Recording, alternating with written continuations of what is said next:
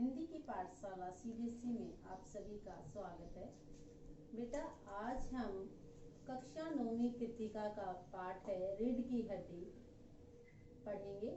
रीढ़ की हड्डी पाठ के जो है लेखक हैं वो जगदीश चंद्र माथुर जी हैं। इसमें क्या दिया गया बेटा, इस पाठ में रीढ़ की हड्डी का जो है यहाँ पर हड्डी चरित्र का प्रतीक बताई गई है। जो मनुष्य का चरित्र होता है उसका प्रतीक बताई गई है इसमें। तो इस एकांकी में क्या होता है कि मुख्य पात्र यहाँ पर है बेटा गोपाल प्रसाद जी, राम स्वरूप जी, उनकी बेटी राम स्वरूप जी की बेटी है उमा, और गोपाल प्रसाद का बेटा है शंकर, और राम स्वरूप की पत्नी है प्रेमा। तो उनके जो है क्या होता है कि जो राम स्वरूप जी हैं उनकी बेटी उमा की शादी जो है राम स्वरूप जी गोपाल प्रसाद के बेटे शंकर से करना चाहते हैं। और क्या दिखाया गया है इसमें दिखाया गया है कि आज जो है वो उस उमा को देखने के लिए आ रहे हैं। तो गोपाल प्रसाद जी और शंकर जी आ रहे हैं। तो क्या होता है इस एकांकी में शुरू में क्या है कि घर की जो है साफ सफाई की जा रही है और उसमें जो है सभी सजावट की जा रही है, और उनकी जो है मेहमानों की आने की तैयारी में राम स्वरूप जी लगे हुए हैं, क्योंकि आज उनकी बेटी उमा को देखने के लिए गोपाल प्रसाद और उनके बेटे शंकर आ रहे हैं। राम स्वरूप जो है अब अपने नौकर से मिलकर जो है तख्त पर चादर बिछाते हैं और पूरी तैयारी करते हैं। इसके बाद जो है प्रेमा वहां आ जाती है, और क्या होता है बीच में ही जब तख्त पर चादर बिछाते हैं उसके बाद जो है वो नौकर को मक्खन लाने के लिए भेज देते हैं, और बीच में प्रेमा आ जाती है। प्रेमा बताती है कि उनकी बेटी जो है मुंह फुलाए बैठी है और वह पाउडर वगैरह भी नहीं लगाती है, तैयार नहीं होती है आने के लिए। तो राम स्वरूप जी कहते हैं कि कोई बात नहीं, बिना पाउडर के भी वह अच्छी लगती है।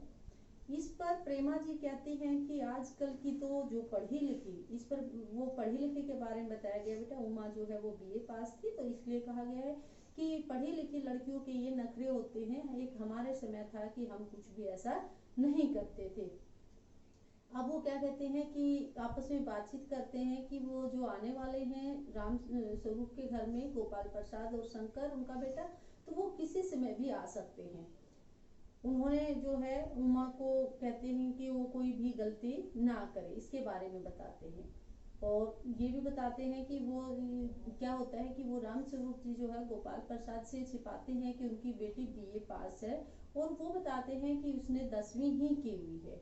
अब क्या होते हैं थोड़ी देर बाद ही वो आ जाते हैं। जब वो आते हैं तो उनके आते हुए देखकर क्या होता है कि राम स्वरूप जी जो है उनसे पूरी उनकी खातिरदारी करते हैं, उनकी सेवा करते हैं।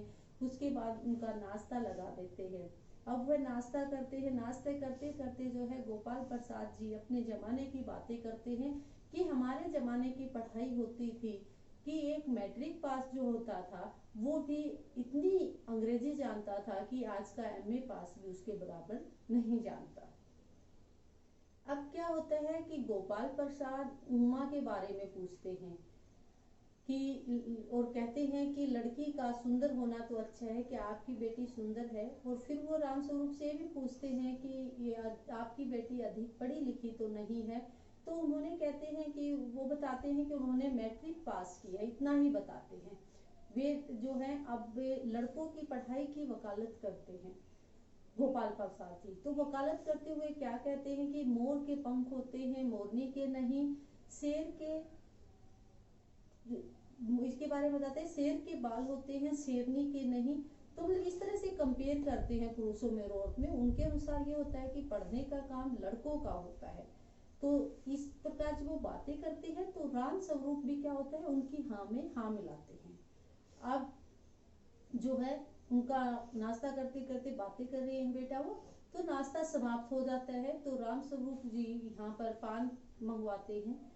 उमा आती है, अब कमरे में प्रवेश करती है, पान की तस्करी लेकर वह आती है। तो उसने जो है सादे से कपड़े पहने हुए हैं, अपनी गर्दन नीचे झुकाई, जो हमारे संस्कार होते हैं बेटा वो उसने पूरे किए हुए हैं, गर्दन झुकी हुई है उसकी, और उसने आंखों पर चश्मा पहना हुआ है। अब आंखों पर चश्मा पहना हुआ देखकर जो है गोपाल प्रसाद और उसका बेटा शंकर एकदम से चौंक उठते हैं कि क्या मानते हैं, उनका मानना है कि आंखों पर चश्मा तो पढ़ने से लगता है। तो पूछते हैं कि आपकी बेटी पढ़ी लिखी तो नहीं है? तो गोपाल प्रसाद मना कर देते हैं कि नहीं, पढ़ी लिखी नहीं है, मैट्रिक पास ही है। कि आंखों पर चश्मा कैसे लगा? तो बताते हैं कि उनकी आंखें जो है वो दूधनी आई हुई, इस प्रकार जो है दर्द रहता है, लाल रहती है, तो इस कारण से उनकी डॉक्टर ने कुछ समय के लिए चश्मा लगाने के लिए बोला हुआ है। इस प्रकार से वो झूठ बोलते थे।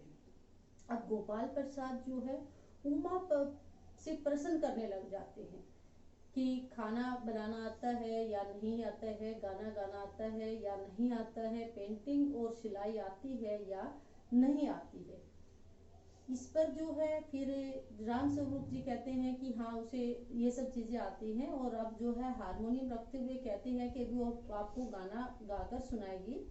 फिर जो है उमा जो है मीरा का प्रसिद्ध जो भजन है, मेरे तो गिरधर गोपाल दूसरों ने कोई, ये गाती है। और गाते गाते जब उसकी आंखें ऊपर उठती हैं तो उसकी आंखें जो है शंकर पर जा टिकती हैं और वो शंकर को पहचान जाती है। कैसे पहचान जाती हो आपको बताती हूँ बेटा अभी।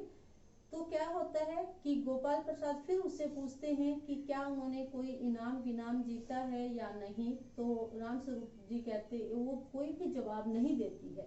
तो राम स्वरूप जी कहते हैं कि बेटी जवाब दो। तो इस पर वो गुस्से में हो जाती है और कहती है कि मेज कुर्सी बिकती है तो दुकानदार से कौन पूछता है, सिर्फ जो है खरीदार ही देखकर मोल भाव कर लेता है। मतलब अपने को जो है मेज कुर्सी की तरह बताती है, कहती है कि तुमने तो मोल भाव कर लिया है, तुम करो।